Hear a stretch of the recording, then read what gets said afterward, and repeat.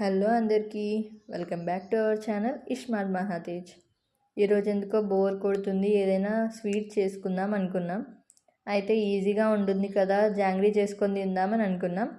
అందుకోసం నేనైతే 2 cups of మినపప్పును తీసుకొని దాన్ని నీట్గా కడుక్కొని నానబెట్టుకున్నాను. చూపించాను కదా, అలా నీట్గా నానాలి. 2 అవర్స్ నానబెట్టుకున్నాను నేనైతే. మీకు ఇష్టం ఉంటే ఇంకెక్కువ కూడా నానబెట్టుకోవచ్చు. తర్వాత దాన్ని ఇలా స్మూత్గా పేస్ట్ లాగా మిక్సీ పట్టుకోవాలి. ఆ మిక్సీ పట్టుకున్న దాన్ని ఒక బౌల్లో వేసుకొని దాంట్లో కొద్దిగా ఫుడ్ కలర్ యాడ్ చేశాను. నేనైతే ఆరెంజ్ ఫుడ్ కలర్ యాడ్ చేశాను. మీ ఇష్టం ఉంటే ఎల్లో కలర్ కూడా వేసుకోవచ్చు. కానీ నేను చేసే జాంగ్రీ కాబట్టి కొంచెం సాటిస్ఫైయింగ్గా ఉండడానికి ఆరెంజ్ యాడ్ చేశాను. నెక్స్ట్ దాంట్లో సోడా యాడ్ చేసుకున్నాను. సోడా కొంచెమే వేసుకోవాలి, ఎక్కువ సోడా వేసుకుంటే అది మొత్తం నూనెని పీల్చేస్తుంది. చూసారు కదా, అలా నీట్గా కలుపుకోవాలి. క్రీమీ టెక్స్చర్ వచ్చేలాగా చేయాలి. జాంగ్రీలు నీట్గా రావడం కోసం నేను ఒక పెరుగు కవర్ తీసుకొని దాని ఫ్రంట్ సైడ్ మొత్తం కట్ చేసి దాని బ్యాక్ సైడ్ మాత్రం చిన్నగా హోల్ చేశాను జాంగ్రీ వేసుకోవడానికి. నెక్స్ట్ ఆ పిండిని మొత్తం పెరుగు దాంట్లో వేసుకొని జాంగ్రీ వేసుకున్నాను. ఫస్ట్ అయితే కొంచెం వేసాను టెస్ట్ చేయడానికి ఆయిల్ వేడిగా ఉందా లేదా అని.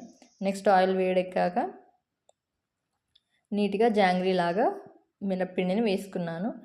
మనకి ఇష్టం, అది జాంగ్రీలాగా అయినా వేసుకోవచ్చు, లేదా ఇంకా రౌండ్గా అయినా వేసుకోవచ్చు వేసుకోరాని వాళ్ళు. నేనైతే జాంగ్రీలా చేశాను. నెక్స్ట్ అవి గోల్డెన్ బ్రౌన్ వచ్చేలాగా ఇలా కాల్చాలి. ఒకవేళ అది ఎక్కువసేపు ఉంటే మాడిపోతుంది.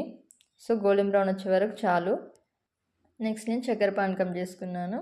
చక్కెర పానకం కోసం నేనైతే 1/2 కప్ షుగర్ ఇంకా 1/2 కప్ కంటే కొంచెం ఎక్కువ వాటర్ తీసుకున్నాను. ఎందుకంటే మనకు షుగర్ సిరప్ కొంచెం వాటరీ ఉంటేనే నీట్గా అనిపిస్తుంది. సో దాంట్లో కొంచెం యాలకుల పొడి వేసుకున్నాను. అలాగే ఫుడ్ కలర్ కూడా వేసుకున్నాను. Food colour optional. నెక్స్ట్ చక్కెర పానకంను ఆఫ్ చేసేసి మనం చేసుకున్న జాంగ్రీలను వేసుకుంటే tasty jangri ready.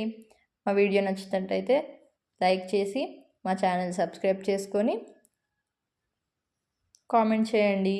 Thanks for watching.